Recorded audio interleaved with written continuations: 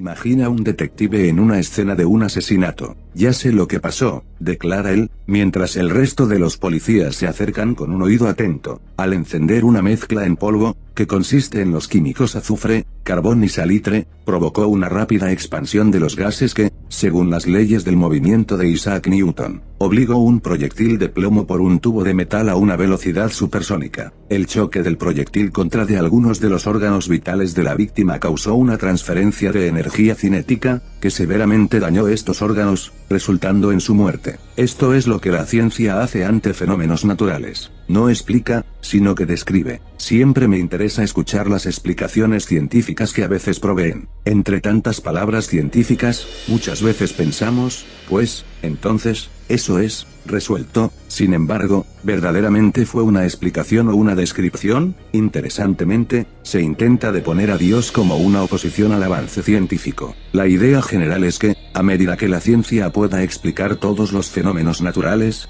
Dios desaparecerá del panorama. Como mencioné anteriormente, es un error pensar así. En el artículo El Dios de los agujeros, la guerra inexistente entre Dios y la ciencia, se argumenta que este conflicto ficticio comete un error categórico, que es cuando se le atribuyen características a algo que no las tiene o no las puede tener. Por ejemplo, es un error categórico yo decir, la mayoría de las fresas son ateas. ¿Por qué? Porque una fresa no tiene la capacidad de creer. Por lo tanto, de la misma manera que las fresas no tienen creencias, la ciencia no puede proveer explicaciones completas para fenómenos naturales, sino que depende de descripciones útiles. Por eso es un error categórico declarar que la ciencia explica las cosas sin necesidad de Dios. Edgar Andrews provee ejemplos en su libro ¿Quién hizo a Dios?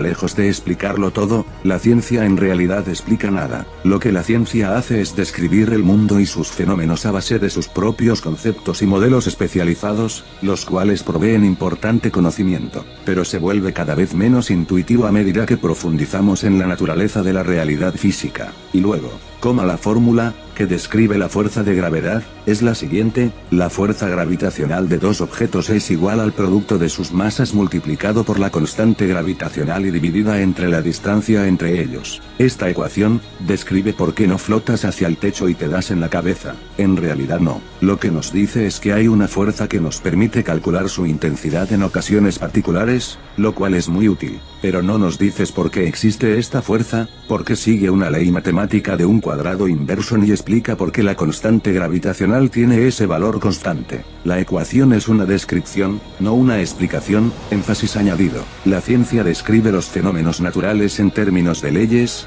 pero no explica de dónde salieron estas leyes. Tampoco explica qué, o quién, hace cumplir estas leyes. De hecho, ¿por qué razón el universo tiene leyes, en vez de caos? En otras palabras, las descripciones científicas terminan en las leyes naturales físicas. Las personas tienden a olvidarse de que las leyes naturales son descriptivas y predictoras, no causales ni creadoras. En una mesa de billar, las leyes físicas pueden describir qué pasa si la bola blanca choca con otra bola y, dependiendo de la fuerza del choque y el ángulo, puede predecir dónde caerá cada bola después del choque. Lo que las leyes no pueden hacer es explicar por qué las bolas están ahí, ni de dónde salieron. Como mencionó Robert Boyle, el padre de la química moderna, la naturaleza de tal o cual cuerpo no es más que la ley de Dios prescrita a él y, para hablar propiamente, una ley no es más que una regla nocional de actuar de acuerdo a la voluntad declarada de un superior, énfasis añadido. James Joule, el proponente de la primera ley de termodinámica y de quien se nombra la unidad térmica del Julio,